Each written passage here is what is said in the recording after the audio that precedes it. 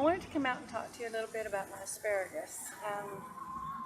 It's doing really, really good this year, and I'm very happy because, as I've talked before, I've tried several different times to get it going.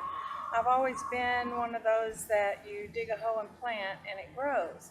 Now I do put in supplements in the soil, which I've talked about also, but this thing was a little harder to work with, and so I thought that I would share with you what I've learned in growing asparagus. Now, it took a lot of research. I researched for about 6 months before I tried it this last time. And one thing I found out is the soil really needs to be prepared extremely well. So what I did was, from here over back behind the fig, this area is probably about a 5-foot area by 2 foot, maybe 3 foot. But I dug it down about a foot, and then I took my spade and I loosened that up really good. Then I kept the natural soil. Of course, the first thing I had to do for me was rake back all the mulch, and then did the digging. But I took that natural soil and I mixed that with some really good compost, some manure, blood meal, bone meal, and azomite, and my worm castings, and mix that all up really, really well, and then I put that back in this area. Then I actually did 2 types of planting. I planted some bare root crowns, and then I also planted seed, and these are the seeds over here, and these are the bare root. And now you can see the bare root has come out really, really good, and I'm very happy with that. And the seed has come out good also, just not as flourishing as the bare root. So you can start with seed, of course, and we'll continue to do that because these are putting out seeds. And then, but they'll grow slower. But that's okay because you want things to go at different progressions in your garden.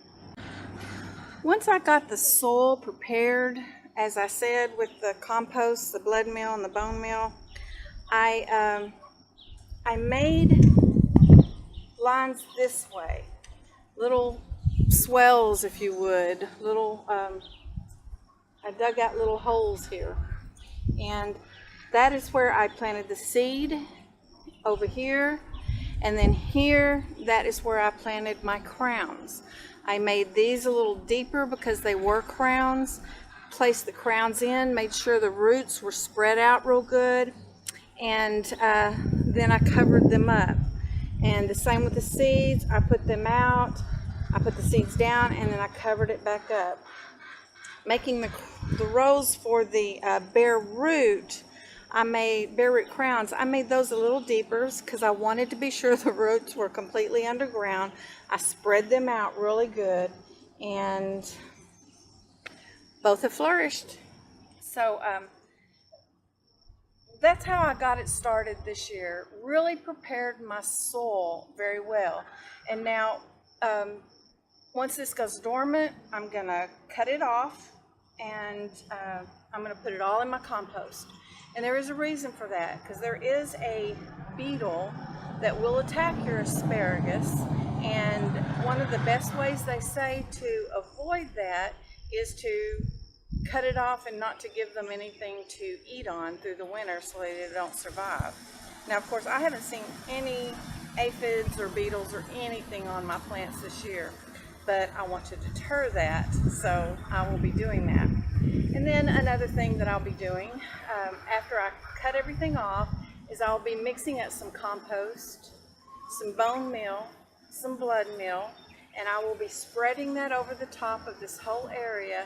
And then I'll be putting, of course, I'll pull my mulch back when I do that, and then I'll put that down, and then I'll be putting the mulch back on. One thing I do think that I'm going to do different, instead of the wood mulch that I always use over here, I think that I'm going to put down straw, and because that will deter the weeds. It will not be a heavy thing, and my roots will be able or my crowns will be able to come up from that. So I think that I'm going to make that change here this year, going from a wood mulch in this area to straw. Now, another thing that I learned about asparagus is that there are male and female asparagus.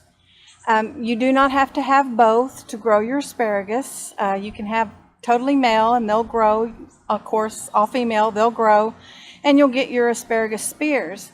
But it is only the female, like this one here apparently is a female. I'm not sure about these over here. They are not seeding this year, so they may all be male, or though those are from seed, so it may take a year before we find out about those. But this is a female, and they're the ones that will put out the seeds, and they're the ones that will help you to grow your asparagus patch. Another thing I wanted to talk about was something that I learned about the crowns when they come up, when your asparagus spears come up. They don't come up all at once. You'll get one, then you'll get another, and then you'll get another. And you want to harvest them, you know, from the bottom and keep them in your refrigerator until you have enough to eat.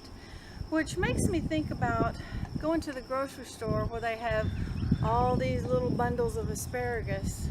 And that lets you know why sometimes some of them are so woody, because they don't all come up at the same time.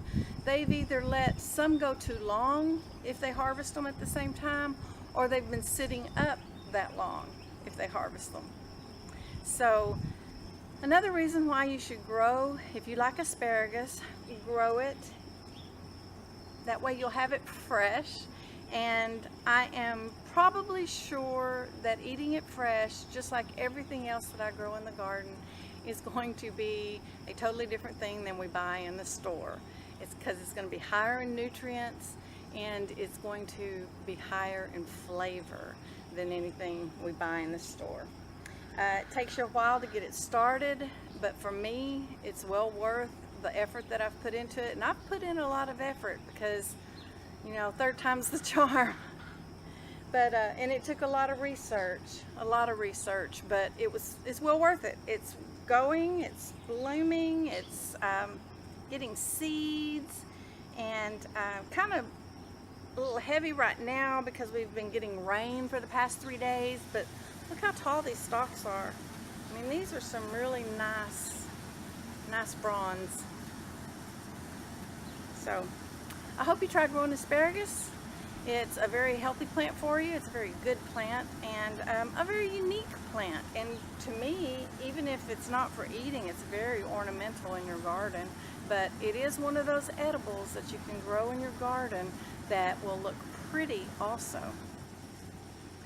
So thank you for joining me. I hope you enjoyed the video. I hope I gave you a little bit of information that can encourage you to get out and to grow asparagus. Give me a thumbs up if you liked the video, and if you haven't subscribed already, please do so, and I hope to see you again soon. Thank you. Bye-bye.